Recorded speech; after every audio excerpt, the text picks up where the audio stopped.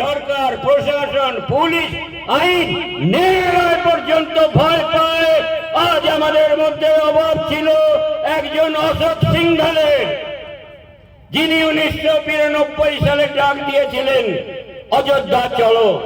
লক্ষ লক্ষ লোক পায়ে হেঁটে, 1000-1500 কিলোমিটার পায়ে হেঁটে 15 দিন আগে অযোধ্যায় পৌঁছল। ডিসেম্বর মাসের শীতে খোলা আকাশ একটি বিশেষ দল আজকে ক্ষমতায় এসছে। আমরা সেই অশোক সিংঘলের জায়গায় সেই ডাক দেওয়ার লোক পেয়েছি মাননীয় ডাক্তার প্রবীণ ভাই তোবারিয়া। ভারতবর্ষ ঘুরে বেড়াচ্ছেন এবং ভারতবর্ষের আইবি রিপোর্ট বলছে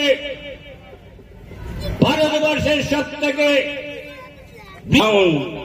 অন্তর্রাষ্ট্রীয় হিন্দু পরিষদ, রাষ্ট্রীয় বজরং দল।